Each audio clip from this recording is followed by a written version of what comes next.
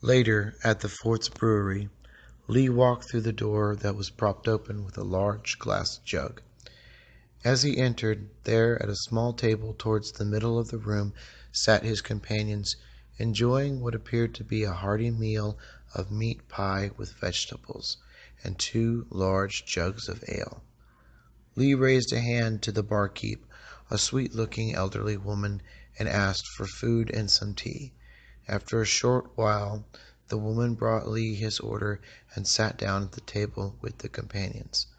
She spoke in a high, noble voice that seemed only to have gotten a little dusty with time in the wilds. "I hope that my husband did not gouge you too harshly, my dear. It has been difficult to make ends meet lately with the bandits breathing down our neck." To which Lee responded, "Not too bad, dear.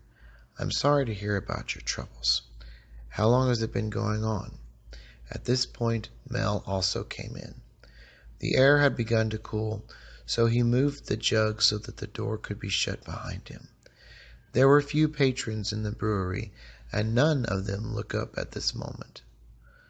The shopkeeper then moved behind the bar and grabbed a small bottle of what looked to be his own stash, after which he walked over and sat down next to his wife.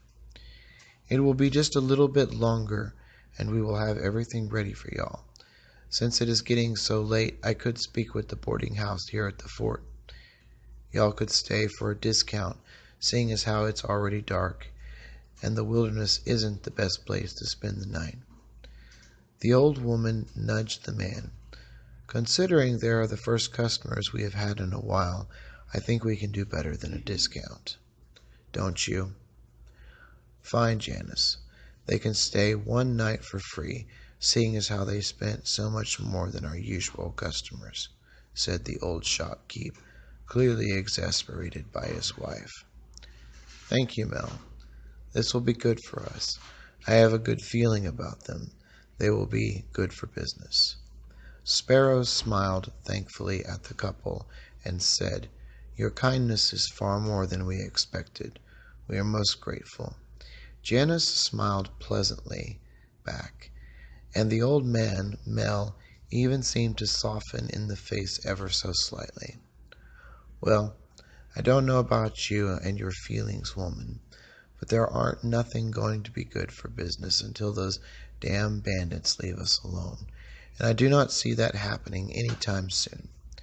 It was at this time that Tyne seemed to pull herself away from her meal and join the conversation.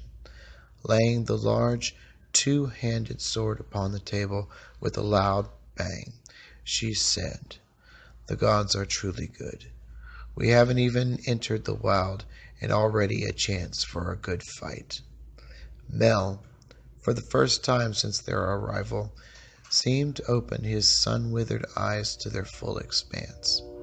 Looking first at the powerfully built barbarian, then Sparrow, who had finished his meal and was beginning to sharpen his axe with his feet resting upon his shield, and finally upon Lee, with whom he had just bargained respectably. "I see now. Y'all are veterans from the war, aren't you? Y'all have been across the sea. That's why y'all are out here. Don't feel like you belong in civilized society anymore. Just seen too much, huh?" At this, Lee spoke. "Nothing quite so dramatic. War changes everyone. We simply seek a simpler life." "Seems fair," noted Mel. "Well, if you people can help us out with our outlaw problem, we can most certainly set you up. Well, this being the only trading hub for a long way, we don't have too much gold laying around, but we can fix you up with free room and board for as long as you need, and definitely get you a discount on supplies. It's up to y'all." And with that, Mel got up and left the brewery. Janice turned her head towards the party. "Don't pay him no mind. We can survive off what we've got for quite a while, and our hands don't ask too much.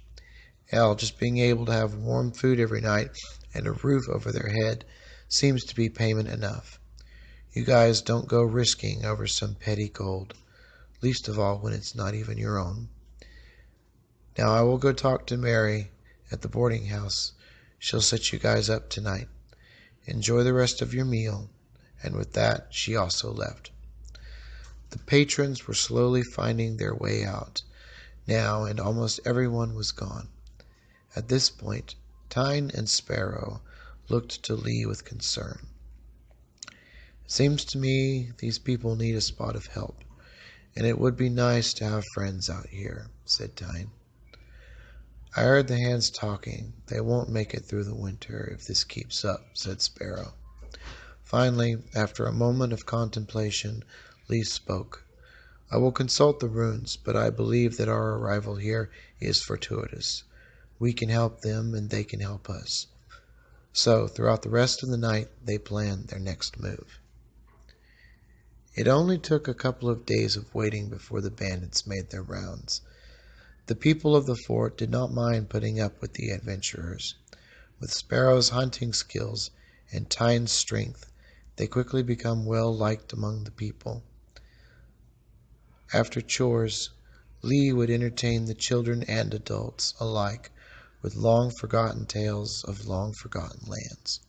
So at last the day came when the bandits came to the fort riding on their wild, scruffy-looking ponies.